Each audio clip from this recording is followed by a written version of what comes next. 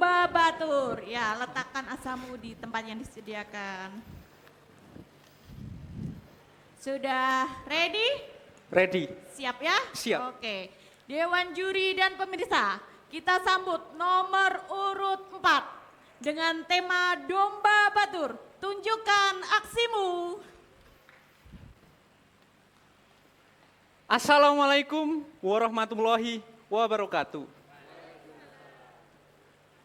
Sebagai permulaan untuk membakar semangat kita sebagai mahasiswa yang bangga dengan prodi peternakan, izinkan saya memimpin kalian untuk salam cinta kebanggaan kita. Teman-teman semua, mohon kepalkan tangan kiri kalian, angkat setinggi-tingginya, jawab salam hangat dari saya. Salam cinta dari ujung kandang. Hidup mahasiswa peternakan Indonesia. Terima kasih. Salam, Om Swastiastu, Namo Buddhaya dan salam kebajikan bagi kita semua. Yang terhormat, Dewan Juri yang Masya Allah cantik-cantik sekali. Yang terhormat, Bapak Kepala Dinas Kesehatan dan Peternakan ataupun Dinas Peternakan dan Kesehatan Jawa Tengah, Bapak Suprayanta. Yang terhormat, Bapak Pengurus Wilayah ISPI Jawa Tengah, Bapak Hari. Terima kasih sudah hadir di tengah-tengah kami. Suatu kebanggaan bagi saya dapat hadir dan bisa membersamai teman-teman di panggung yang luar biasa ini. Untuk memulai, kasih tepuk tangan buat kita semuanya. Sungguh luar biasa teman-teman semua, kita sebagai mahasiswa peternakan, khususnya di daerah Jawa Tengah, yang seperti disampaikan tadi oleh Bapak terhormat kita, bahwasanya Jawa Tengah menjadi provinsi dengan SDGH terbanyak di Indonesia. Tepuk tangan lagi. Oke teman-teman, berangkat dari situ, apa sih peran kita, tugas kita sebagai mahasiswa peternakan Indonesia untuk menjaga keberlangsungan SDGH ini? Oke teman-teman semua dan Dewan Juri yang saya hormati. Sebelumnya, perkenalkan, nama saya Ega Adinata Palas dari Fakultas Peternakan dan Pertanian Universitas Diponegoro semester 5. Teman-teman semua yang saya banggakan, perlu diceritakan bahwasanya pada kesempatan kali ini di Storytelling Competition, saya mendapatkan tema domba batur. Dan for your information, saya adalah putra asli daerah dari Batur, Banjarnegara.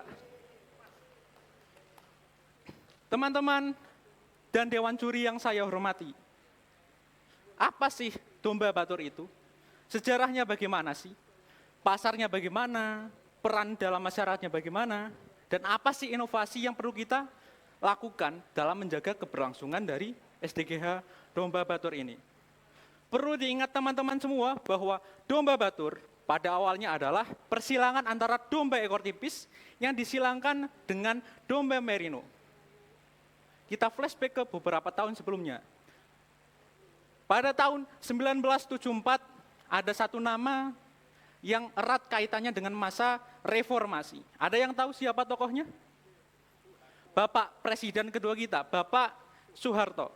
Pada tahun 1974, Bapak Soeharto melihat bagaimana peluang di daerah Banjarnegara dengan dataran tinggi, salah satunya adalah Kecamatan Batur. Pada waktu itu, Bapak Soeharto memberikan sebuah bantuan 10 ekor pejantan domba merino yang didatangkan dari Tapos, Bogor. Pada waktu itu, sebagai data saya sampaikan di sini, beberapa hari yang lalu atau beberapa bulan yang lalu, saya sempat melakukan magang langsung pengalaman pribadi saya bersama tim kami ke daerah Batur dan tidak jauh dari rumah saya sebenarnya. Pada waktu itu kami melakukan wawancara langsung kepada Bapak Muhammad Faizin selaku Ketua Kelompok Tani, Kelompok Ternak bernama Mantap. Pada waktu itu Bapak Faizin menceritakan persilangan antara domba ekor tipis dan domba merino disilangkan beberapa kali disilangkan. Hingga akhirnya lahirlah plasma nutfah kebanggaan domba batur. Nah, pada tahun 2011 muncullah hasil dari SK Menteri pada tahun 2011 tersebut bahwa domba batur adalah domba asli plasma nutfah kebanggaan dari Banjarnegara. Pertanyaan yang muncul apa kemudian?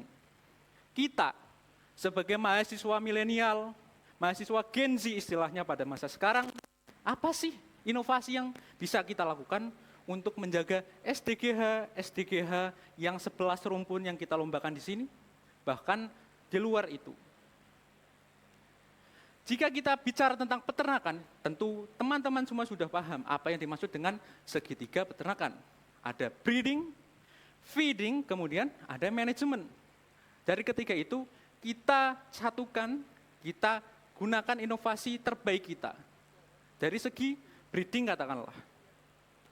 Berdasarkan riset atau wawancara yang kita langsungkan kepada Bapak Faizin bahwasanya domba Batur sudah beberapa kali dilakukan proses inseminasi buatan sebagai salah satu langkah inovatif kita untuk menjaga kekayaan genetik, untuk menjaga kemurnian genetik domba Batur.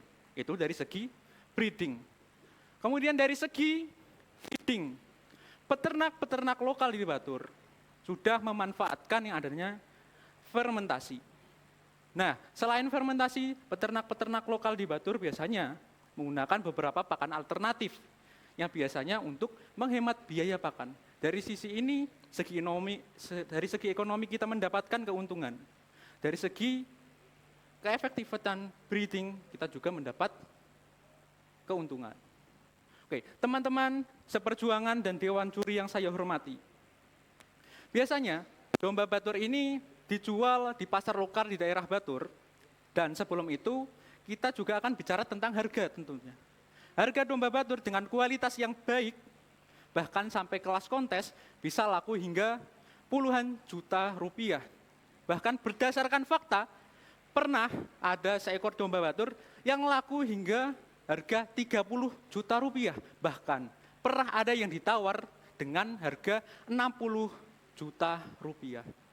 Dari situ kita belajar bahwa domba Batur selain sebagai ternak saja, tapi juga sebagai penopang hidup masyarakat di Batur.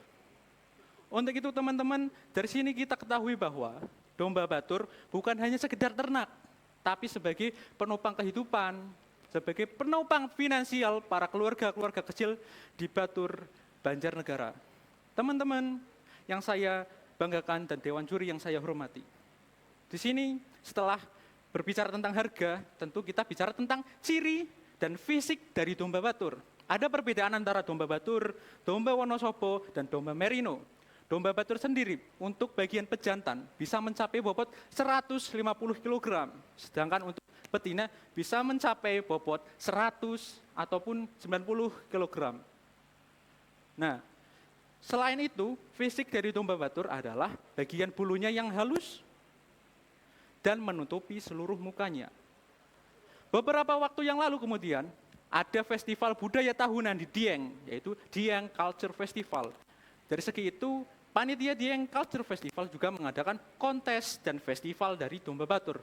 Dari situ kita belajar bahwa domba Batur tidak hanya perlu dari peternak lokal saja, tapi Gen Z juga harus ikut serta untuk melestarikan domba Batur tersebut. Teman-teman yang saya hormati dan juga Dewan Juri, untuk menutup storytelling pada kesempatan kali ini, izinkan saya sebagai salah satu putra daerah dari Batur Banjarnegara untuk mendeklarasikan bahwa domba Batur patut kita jaga, domba Batur patut kita kembangkan, domba Batur patut kita lestarikan. Sekian dari saya, kurang lebihnya mohon maaf, semoga bermanfaat bagi semuanya. Karena tadi diawali oleh dengan salam cinta, kita akhiri juga dengan salam cinta. Oke teman-teman semua, bahkan Bapak Ibu juga bisa mengikuti sambut salam cinta dari saya. Salam cinta dari ujung kandang.